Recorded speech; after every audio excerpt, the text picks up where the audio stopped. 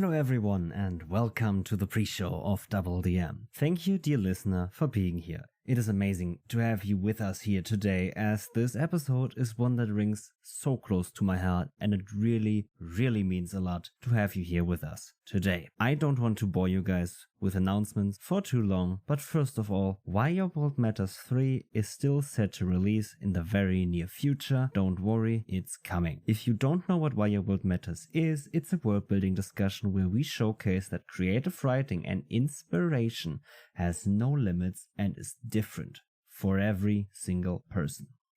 Next up is that Titan's Call is inching closer every single week. Every single week we inch just that little bit closer to my baby, my actual play show. My idea I had since April last year is finally broadcasted into the world. If you want to stay up to date with show news about Why Your World Matters, Titan's Call, or just DoubleDM business, go follow us on Twitter. You also find a ton of memes, community support, food pics, not feed pics, DM tips, and just general other things there. And last but not least, if you are still listening to this episode, you can rate this podcast on iTunes and Spotify.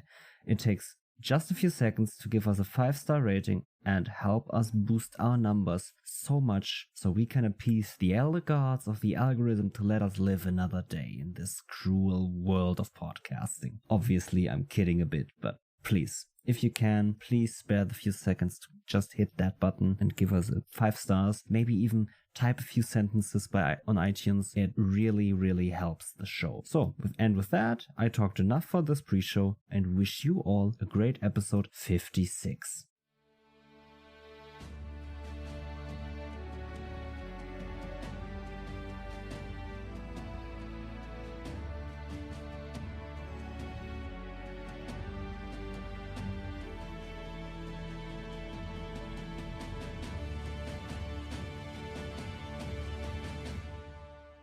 Hello and welcome back to DoubleDM episode 56. Today with me, as usual, is my lovely co-host Emil. How are you today? I'm doing majorly fine. Done with all your exams? Yeah. Nice. Since how Monday. Did they go? Good? Yeah, good. Good is good. Exams. Yeah, exams, man. I'm in preparation for my exam. When is that one? Thursday. Next one. Next Exactly. Thursday? Ooh. Yeah. Some panic attacks and some learning later. I'm still in preparation, so I'm looking forward to that. Yay. I mean, exam season is a bitch. Yeah. Exam season is just a bitch. So, is that your only exam? Yes, it is. Okay. But it is going to be 4.5 hours long. Yeah, I know that. Yeah. But when all of this is done, I'm free again, or something like it at least. Semi-free. You think you have freedom, but you don't. Exactly. At least University until the next catches up exam to season, I guess. At some point, it's gonna catch up to you. Yeah, it is. Anyways, did you have any sessions?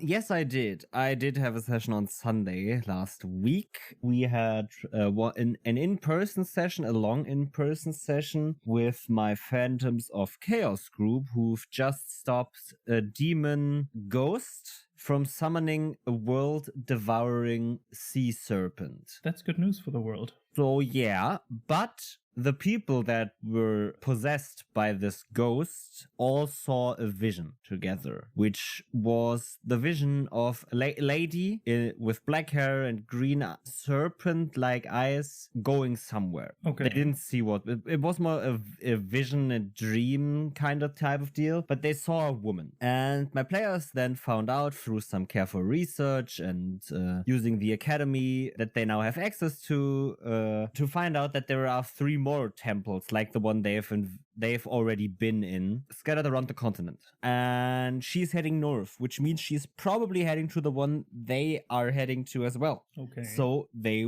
packed up their things, waited for the next day to go, but then got a letter from the university. Hey, wait, we want to talk to you before. And basically the university now is their employer. So the university gave them a contract of, hey, you work for us now, which means we pay all expenses for your trip, and all the things that you can say are for the trip, but obviously you also bring something back for us. This is a mutual beneficial thing. We support you. You bring us back the information you find in this temple. Because obviously, since no one's ever seen these temples before because of weird ground shifts, because it was discovered that in this world, the world is kind of shifting and nobody knows why exactly now. Because the temple that my players found was completely under the ground. And from how it was built and the architecture, it was found out that it couldn't have been built underground. That it's way too big. It has to have been built actually right at the top, on the ground, more or less. And it shifted down into the ground and nobody knows why. And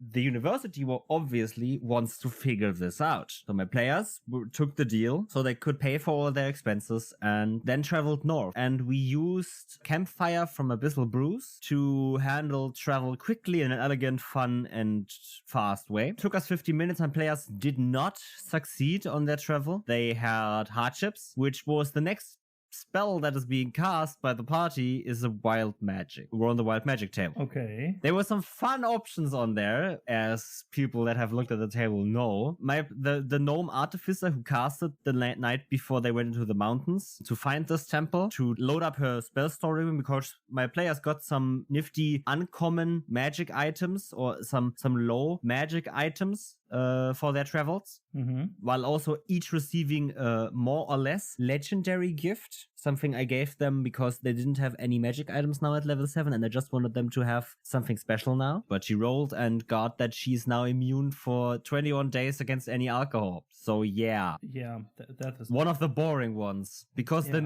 right next to that, if I remember correctly, was everything you touched is set ablaze in flames. Oh boy, that which would have been way sideways cooler because she was saying she was sitting on her bed casting into the spell. So if you would have been on their bed, all fire. Good luck getting out of the room if you touch the fucking door. I mean, it wouldn't have been too hard to get out of the room because, well, she was not alone in the room. They were all in the one room. So someone else could have basically opened it. But it would have been fun because none of them would know how the wild magic effects work. Because wild magic is something that doesn't necessarily exist like this in this world. I didn't put a restriction on wild magic sorcerers or anything, but I made it so after no one of them wanted to play a wild magic sorcerer that wild magic isn't really existent. Yeah, and the thing about wild magic is you can't really explain it because it is just wild magic. It goes wherever it wants to go. Yeah. It's completely random. There is nothing you can... There are no rules or anything that could apply to wild magic because of the reason of wild magic. It's not like the magic the wizard or the artificer gets from studying how spells work and how the magic in the world works. Wild magic just doesn't care about the rules. It just works. So explaining and understanding how it works and how and understanding which outcome might be next is basically impossible, just because of the nature of the magic. But yeah, just imagine this player being alone in a room and suddenly setting everything ablaze. Everything they touch, at least. Yeah, suddenly the whole house burns. Or at least has the potential to. Because fire can spread easily, especially in dry places. For example, like a house. Yeah. I mean, yeah. So after that was done, and they went into the mountains and had some, let's say, natural disasters happen around them. Very natural. So a landslide, a big thunderstorm, a wildfire. A little bit weird for them at some point. The first one was okay, but then second, third, and something's off here, right? But they weren't watched or anything. But they did also find tracks somewhere. But the thing is, those tracks started and ended out of nowhere. So now they're completely clueless what is happening, but they know something is up. And they found a big valley.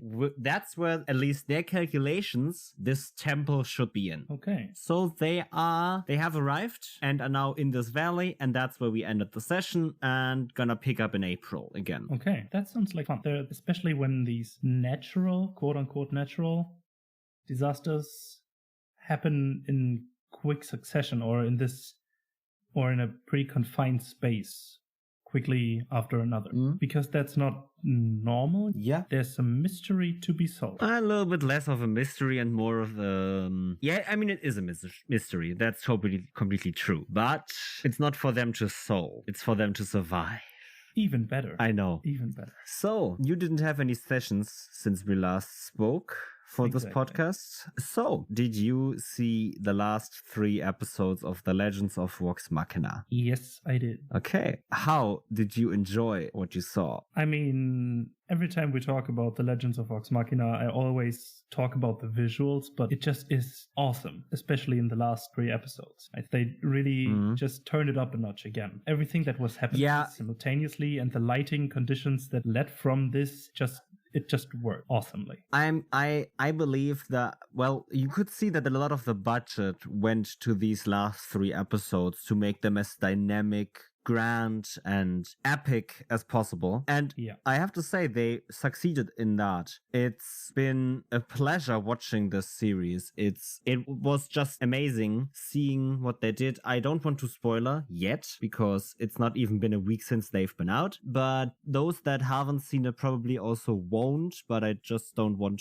But it was just an epic end to a good series, and I'm looking forward to a season 2, whenever that may come. I don't want them to rush it. I don't want them to take ages either. I just want them to put out a product that is on the same level as this, because throughout the whole 12 episodes we had, I definitely saw some, well, let's say growing pains in adapting TTRPG actual plays to an animation TV series. You obviously could see that that TTRPGs normally doesn't do work for, well, movies or TV series, because you could see it good in the combat, because there was a viral tweet about it that I want to quote here more or less, explaining why a certain character didn't do something they could do established by the series from earlier episodes, just didn't do it again. Because in the actual play, I don't know who rolled a bad number on the dice and his attack failed, more or less, right? Yeah. It's hard to port that, because you can't port the luck mechanics we have with dice over to TV. That's just not how that works. But they did a good job of incorporating failures and epicness and epic successes for every character individually. Oh yeah. So they showcase that the characters we have are strong, and that they are strong, and that they are strong, but that they still are not immortal or infallible. Exactly. And that is something that definitely had to be there for me, because it's TTRPGs. There's always luck and chance involved, because that's the fun of the games. Yeah, failure is a huge part of fun in it. How to deal with the failures you achieved or got, and being in this new situation and adapting to it. But turning this into a movie series or a TV series can be quite challenging, and I think they did a pretty good job of it. Yeah, they did a pretty good job, and I mean, again, they are the trailblazer in this. They are the first to do this, at least that I heard of. Yeah.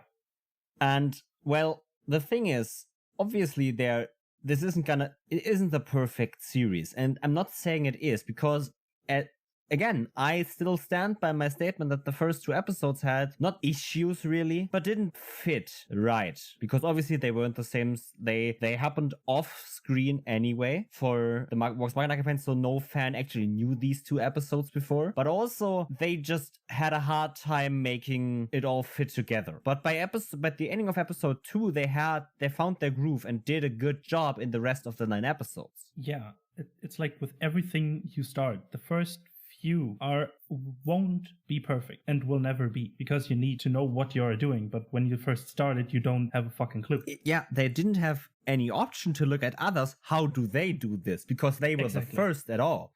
Exactly. They could just think, how could we do this? And then work with that. Yeah, and they tried different things and found what worked for them the best. And I think it turned out nicely. So yeah, I'm looking forward to season 2, because if they learn from this and improve on this, I think it's just going to be great. Oh yeah. But they should take the time they need to finish what they want to do with the second season without taking too long. Yeah. So since we've been talking for quite some time in this recap now, I say we go ahead and meet Tyler from Magic Missile RPG to talk with us about Imposter Syndrome as a TTRPG creator. If you enjoy what you are hearing, why not throw us a follow on our social media platforms? You can find us on Twitter and Instagram at DoubleDM Pod. And while you are listening here, why not give us a rating and review on iTunes or just a rating on Spotify? If you have a product, project and or show you wish to advertise, you can hit up DoubleDM using Twitter private messages to buy cheap ad slots like this one right here in our show. And with that, welcome back to the show. With us is now our guest, Tyler from Magic Missile RPG. First of all, would you like to tell us who you are, where do you come from, how did you get started into TTRPGs, all that kind of stuff. But first, congratulations for 2,500 followers on Twitter. Awesome. Thank you so much. So I'm Tyler. I run the account Magic Missile RPG, formerly Magic Missile Pod, after our podcast, The Magic Missile. I got started in TTRPGs about 5 years or so ago now with some friends of mine who are also the players on the Magic Missile Pod. We started to record our home game just for our own reference future episodes so that we could have coherent storylines, and decided, you know what, since we have all these recordings, let's just release them and see who listens to them. And from there, the Magic Missile kind of started as its own podcast and became its own thing. And especially within the last 4 or 5 months or so, I've gotten more into just general TTRPG creation, making my own games, making assets for TTRPGs, maps, stat blocks, that sort of thing. And so that's kind of where things are now, is more of a generalist for TTRPGs. Mm-hmm. And you got into the hobby with your friends. That are also the ones that are on the podcast. So just a random question, how often have you played with a group that isn't the friends on your podcast or your podcast mates or whatever you call your group? Yeah, so it's actually very rare. I've only done it a handful of times, but that's largely because I've been just kind of unsure of my own ability to play with others. Having kind of only played in the silo of being at home and with friends, there's always this feeling of, well, I don't know if I know the rules well enough to play with others, or I don't know if I'm strong enough as a DM to DM for others. I don't know if I'm good enough. So I've largely kind of stayed with my home group for the most part.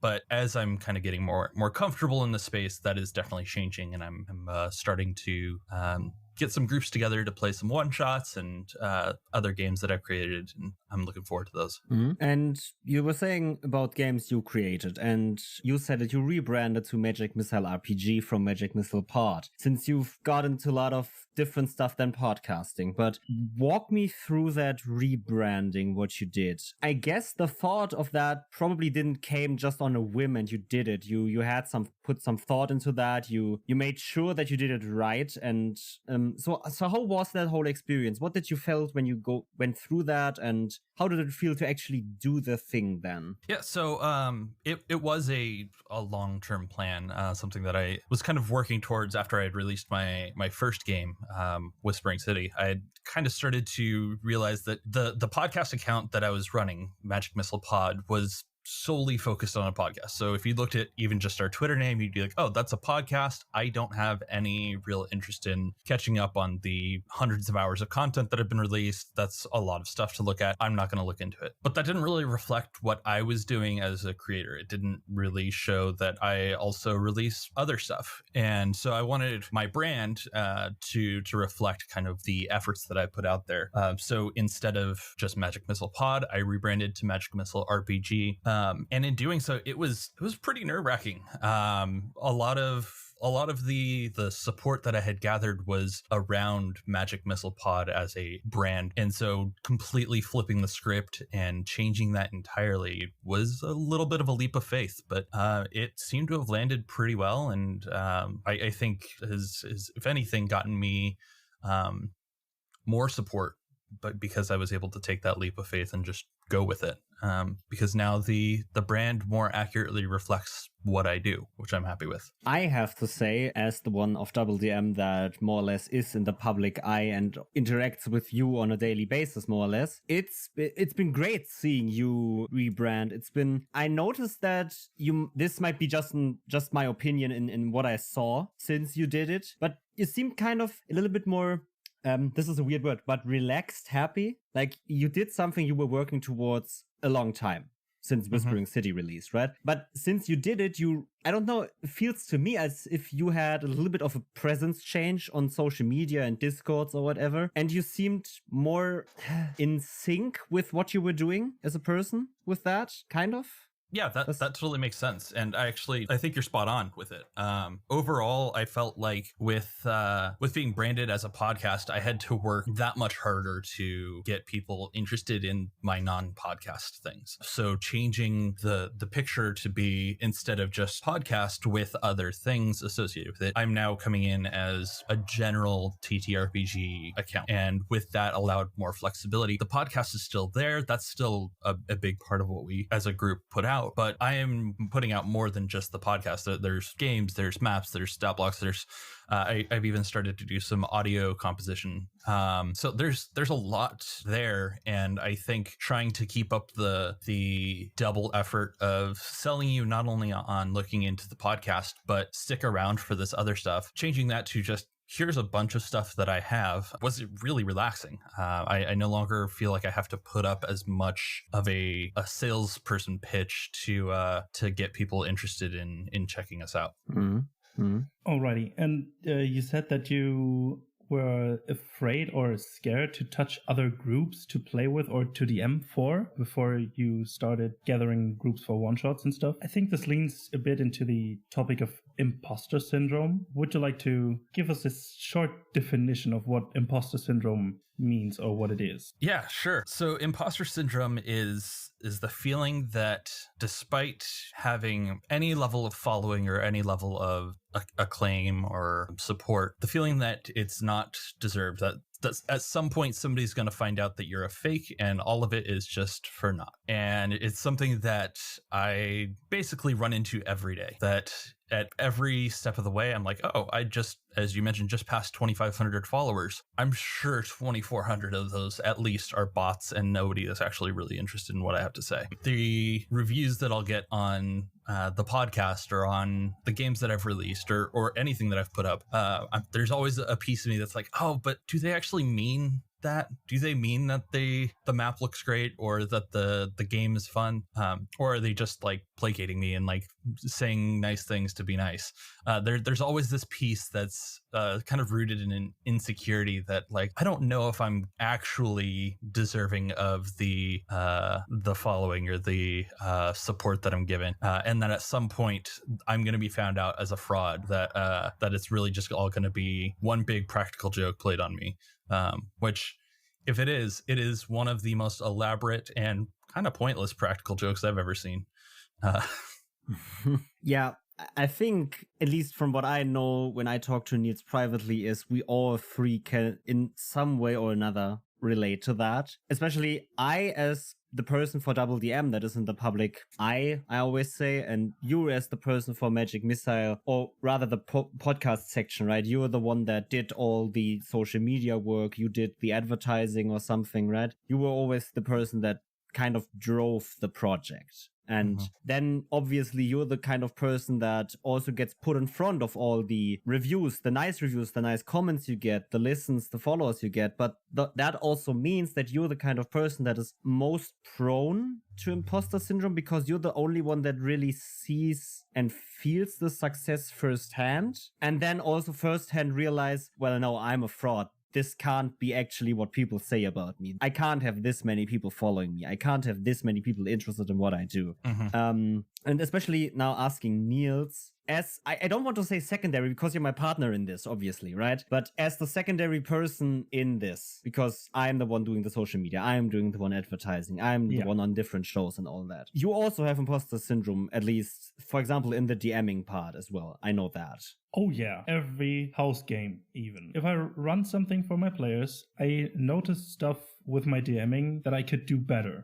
Always. Every single thing I do, I notice I could do better, but I didn't. And then comes the thought of, okay, my players are definitely hating this. Exactly. And then when we're finishing, I always say what I felt about the game, that I liked it and stuff like that. We all do, I think. But then when they say they liked it, I always think, do they really mean that in that way? Because I fucked fucked up here, there, and over there, and here, and there, and here, and I could have done this better, and I should have done this the other way, and stuff like that. This is just nerve-wracking sometimes. Yeah. And if I take part in some sort of art challenges or anything like this, if I get any sort of recognition or comments in a positive way on some of my art, I'm immediately thinking, yeah, sure, obviously, that's right. So, Nils, throwing another question at you, a quick one. I don't want to quantify because you can't really quantify, but how much imposter syndrome are you feeling towards the podcast?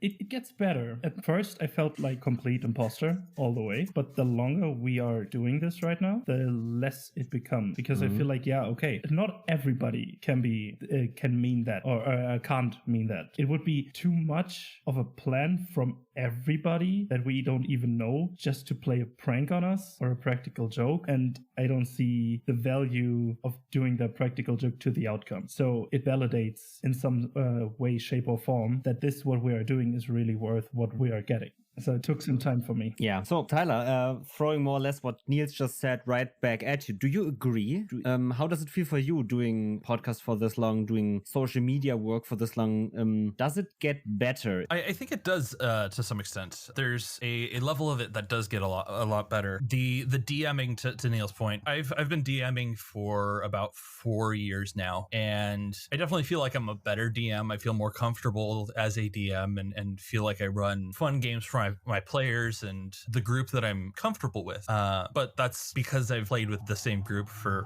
4 years. Like I know how to play with them and what they're looking for. And so I've gotten kind of comfortable with that. It's taking those skills now and running it for folks in the community and a new group entirely. Like that's where I'm kind of revisiting that imposter syndrome feeling again of like, oh, I've gotten so comfortable as a DM, and the imposter syndrome has started to go away for around my local group. But does that mean that I'm actually good enough to do it for somebody else? Am I decent? And to that, it's very much to Neil's point. Like once you start thinking that everyone is in on some elaborate practical joke for you, if you are thinking that generally, like that everybody is all saying the same thing and it's all just one big everybody's in on it, it's probably not the case. Like it's highly unlikely that everybody is just telling you nice things for the sake of a joke or for something else. Like if they're saying nice things and everybody's doing it, it probably means that you're pretty decent. So learning to embrace that and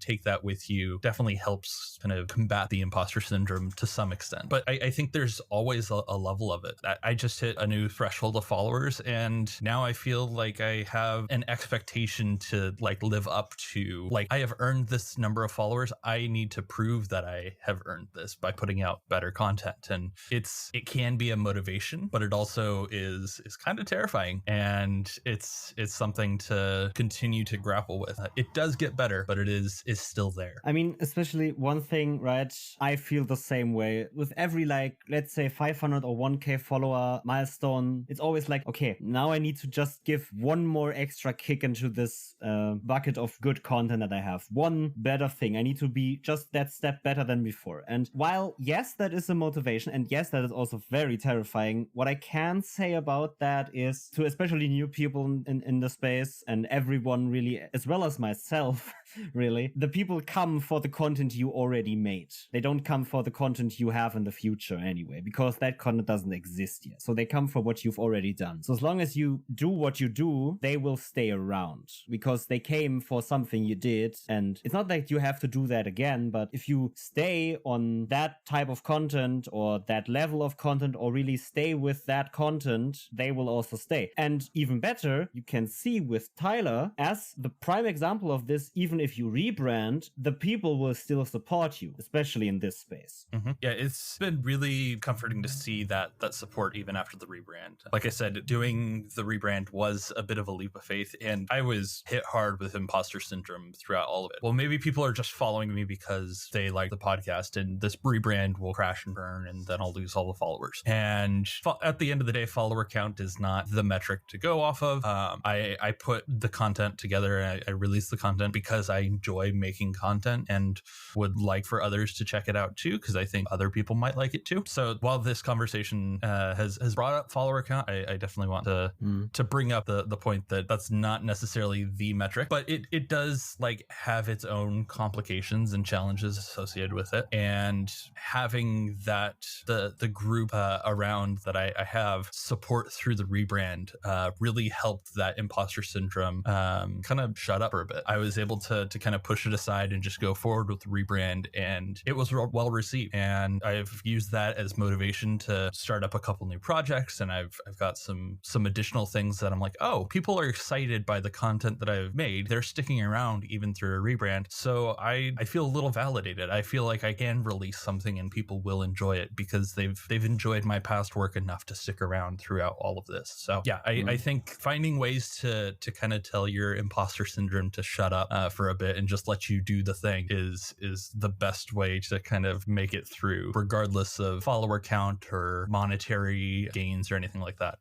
If you release content and you're starting to feel like your content isn't living up to the community's expectations, tell that imposter syndrome to shut up, because it is, and people are interested in the content that you have to create.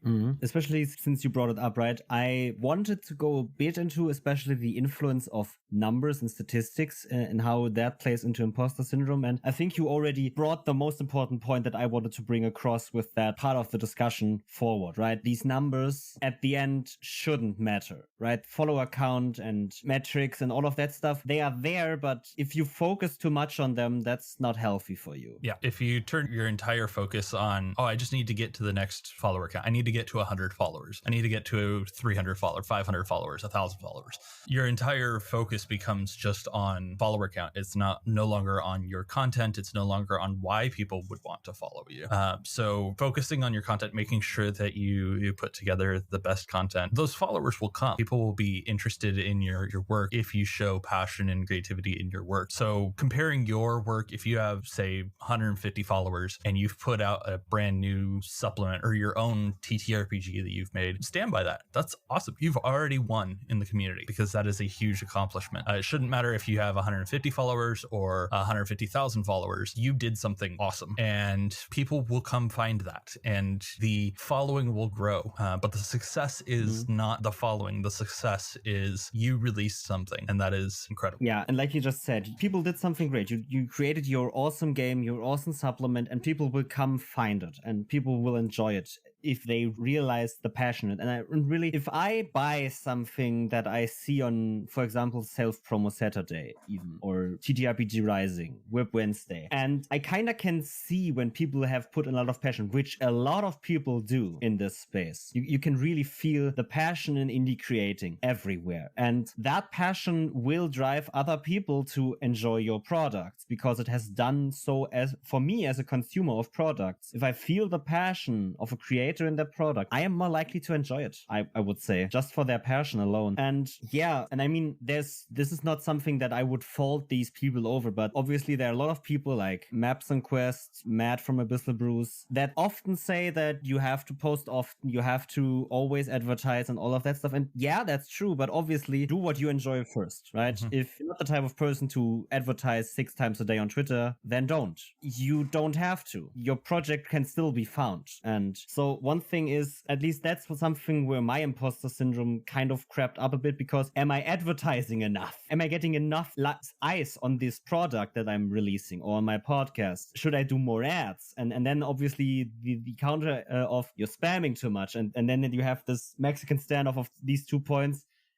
You should do more, but you also shouldn't, because that's also bad. And then that results in this. So one thing I can say to especially new creators that might maybe haven't figured out, that do whatever makes you comfortable first. It's always the best way to do something, period. Be it your product, be it your advertising of that product, be it your way of handling on Twitter. Or everything should be you first, because if you're not there, your creations aren't as well, right? If you burn yourself out, your next future creations won't come out. And that's a shame, really. So put yourself first, take self-care days, and make sure that you are okay and happy and passionate about what you do.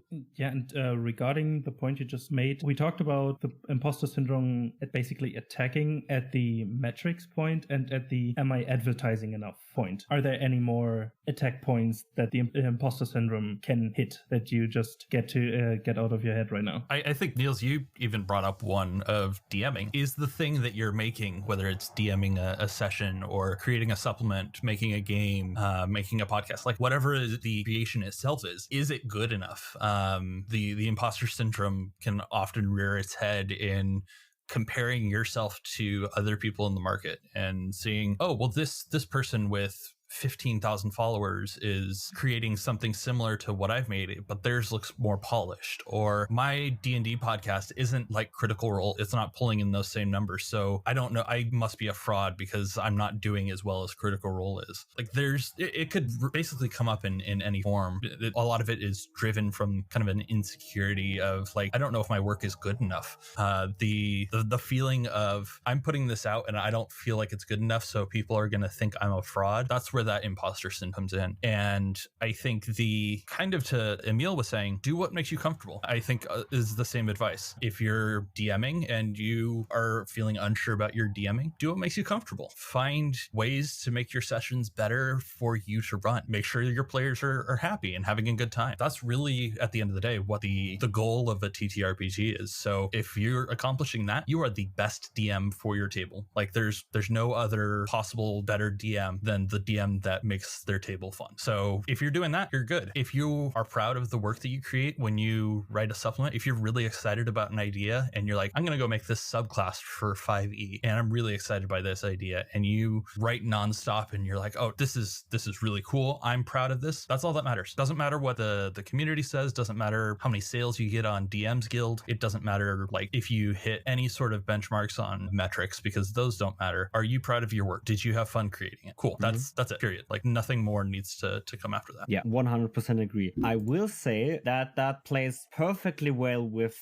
something that Nathan from Reckless Attack said in one of our previous episodes, and basically saying that because that episode was about pitching, that the first thing in a good pitch is that the person believes in their own work, that they are proud of their own work, right? But he also said that every creator's work, every creator's voice is important and unique and in general beneficial to the space and the discourse in the space. And I think that plays perfectly well, because even if you're feeling like you might not be proud of your work is brilliant, period, really. You created it, and that is the sole reason why it's already brilliant, because it's from you. It's your work, it's your project, and that makes it great. There might be other things out there that kind of do the same. Who fucking cares? It's your work, and it does something that nothing else really does, and it's from you. It's your creation. Yeah, be proud of it. And I think that is something that can always be hammered home. You should be proud of your work even, because it's your work. It's awesome. One thing I wanted to talk about, Tyler, because you brought it up a few times and already Niels also said it, especially is the leap of faith. Because at some point, the leap of faith will have to come, right? When I was only DMing for a short, very close circle of my friends, I at some point had to make the leap of faith to DMing, for example, also for Neil, who I didn't know as well as the other people that played at the table with Niels, or the girlfriend of one of my friends at the time. I had to make the leap of faith to actually know that I'm a better DM than I think of myself to be, because with that close group, I was good enough for them. And yes, we know that means I'm a good DM for that group, but still at some point, imposter syndrome creeps in. Am I really doing a good job? And if you have, like Niels said in the beginning, the more people say something about it, the more improbable it becomes that it's just a prank or a practical joke on you. And I think making that leap of faith to DM for more than just the 5 people I always DM for helped me a lot in understanding that I actually do a fucking damn good job of DMing for people. And I think that relates also to creating. Making leaps of faith will have to do it. And how do you help people in doing that leap of faith? Because it is scary, and I will be the first to admit it was a very scary leap of faith doing this whole thing, not just this episode, this whole podcast thing. I think knowing when to do the leap of faith is in my opinion almost as scary as doing the leap of faith itself, because there's always more that you feel like you could do to tweak the product that you've created, more that you feel like you could do to tweak podcasts that you created. But the act of that leap of faith is putting it out there for the world to see, even if there are still more tweaks to do to it. I could have spent a lot longer tweaking some of the rules with my more recent game, The Final Ring, and really just like expanded on some of the mechanics of the game and made it more than a one page. Like I could have spent a lot of time, but I was like, you know what?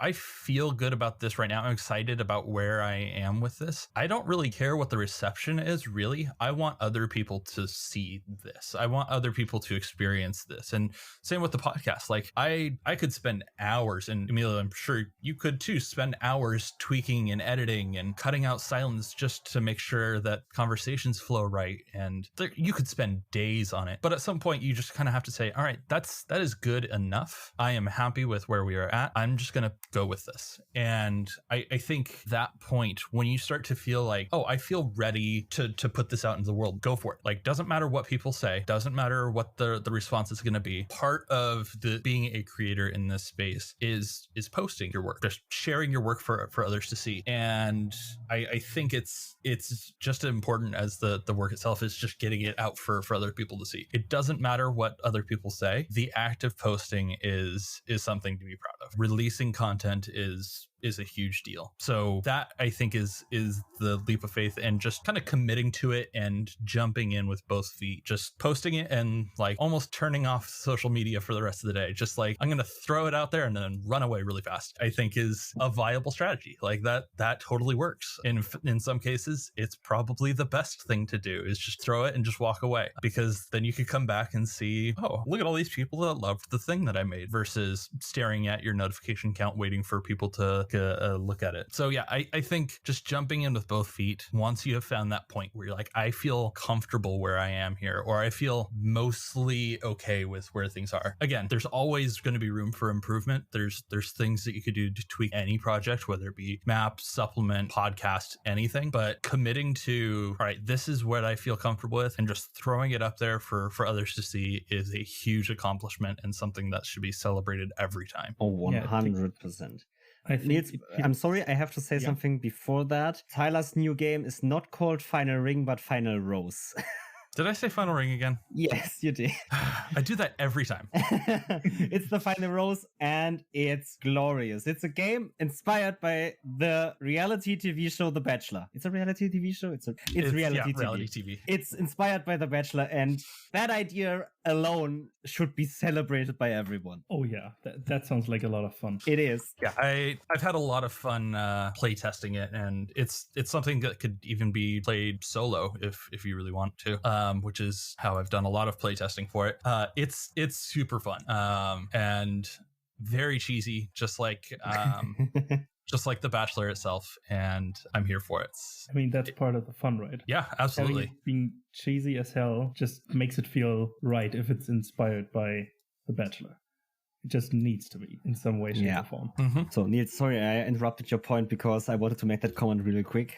All good. I just wanted to say quickly that making this leap of faith kind of feels like wading into cold water. At some point, you can't help it, but you're in the water. So just take the rest of the leap anyways. You can't help it. You're wet already. Just go for it. That's just how it feels sometimes. Yeah, that's a fantastic metaphor. And it might feel weird, but do it. You can't help it anyway. So go for it. After you've done it, you feel way better. Yeah, 100%. Right after we released the podcast for the first time, pressing that button, before that, but after was okay. Yeah. Just had to do it. And I know this sounds like the worst advice one can give, but it's really the best advice one can give. Do the thing. Just do it. Be it whatever. Be you a DM, be you a creator, or not even TTRPG, right? If someone is listening that is, I don't know, interested in starting a soccer career or something, try it. Go for it. Yes, do it. If that makes you happy and passionate, sure, go for it. No, but one thing I also wanted to add to what helps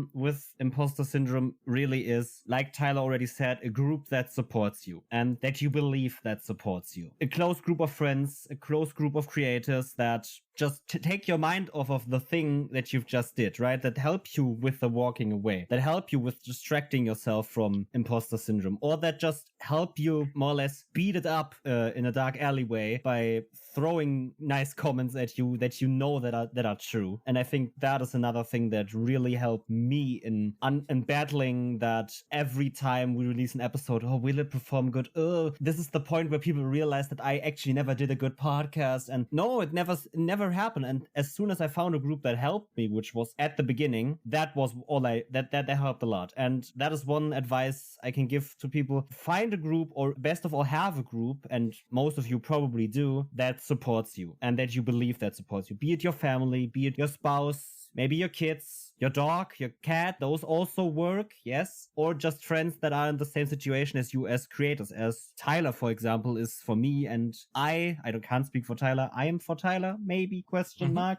Very much so. So that helps a lot as well, in my opinion. I definitely agree with that. I would expand on that. Just like, if in an ideal world, someone in that group should be constructively critical of your work. Having a group around you that is just showering you with compliments all the time can almost make your imposter syndrome continue to grow unchecked. If you're just always getting these, you're doing great, things are awesome, that's fantastic, good job, like that can go a long way to helping you feel more comfortable in the space. But that imposter syndrome doesn't really go away because you're not getting the constructive feedback that you need to continue to improve. I think what helps kind of ground me and helps me battle imposter syndrome is when I get those compliments of like, hey, the latest podcast was great, but here's like 3 or 4 places where I think could be tweaked to be improved, because then that shows that overall the podcast was received well, but there's also places where I could do better for next time. And I think that's growth as a creator is really important,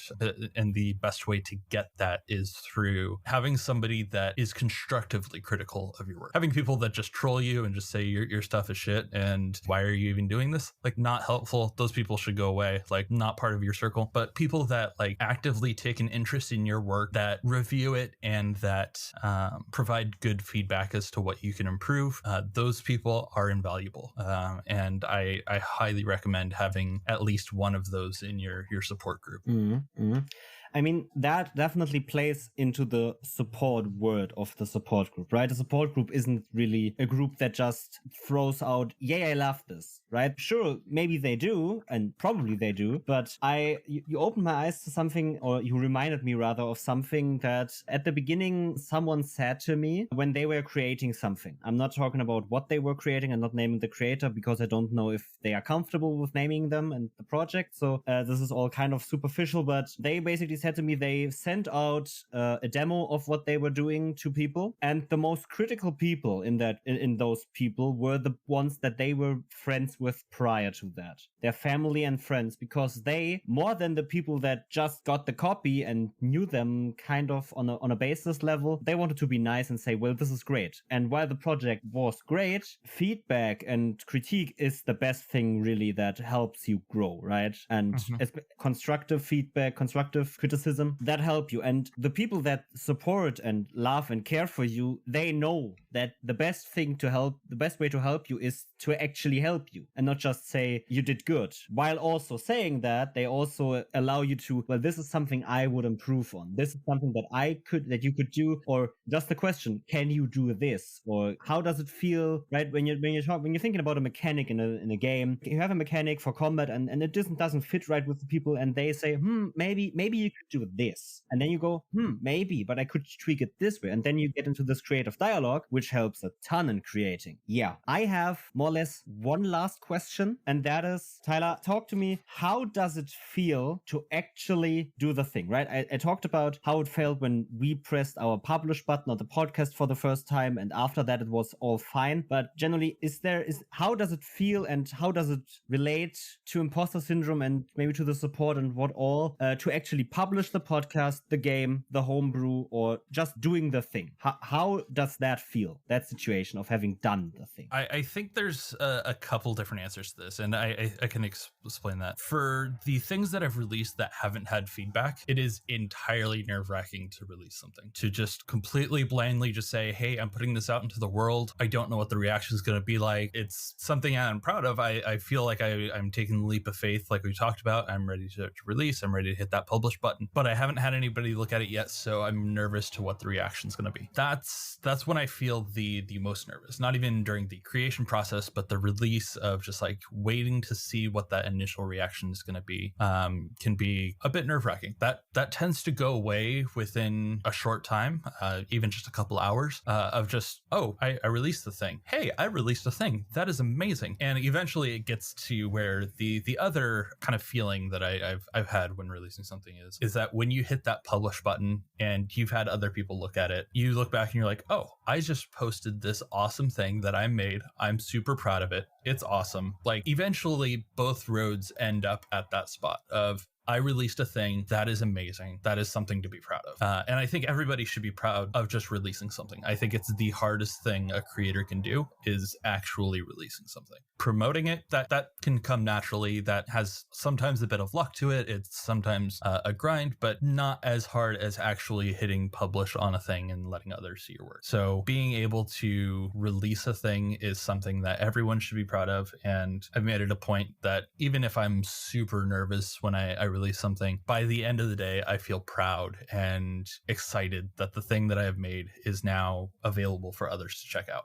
So I think it is a super validating feeling to be able to release something, even if it doesn't start off that way. But I think that speaks to the importance of that support group to kind of review your work before you post it. And I think it's overall just a great feeling once you're able to finally release. Okay, I think neither me nor Emil has any points left that we needed to talk about. Can we talk about something real quick? Yeah. You know how to pronounce my name in the real way. Why do you do it differently now? To be consistent with guests. Mm-hmm. Yeah, sure. All good. I don't have a problem with how people pronounce my name, but Niels actually can pronounce it the real way because he speaks German.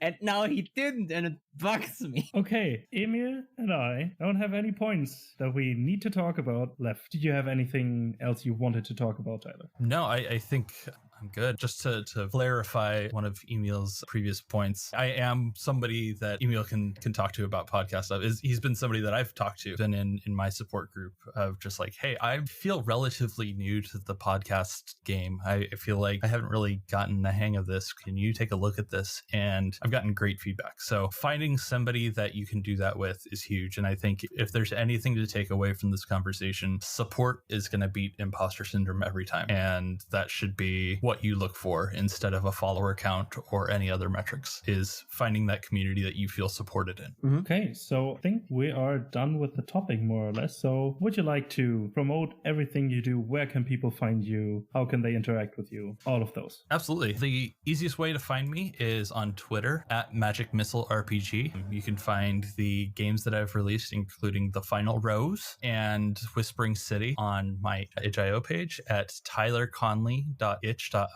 Both are linked from my Twitter, and we should be revamping our website soon at themagicmissile.com to have all of this available there for easy finding. But yeah, come chat. I'm always up for new folks. And as usual, you can find us on Twitter and Instagram at DoubleDM Pod. You can visit our website at www.doubledm.com. I always love that part. It's a fucking rap. Yeah, I'm still not used to it, but I'm getting there. And with that, thank you all for listening. Hear you on the next one, and bye-bye. Bye-bye.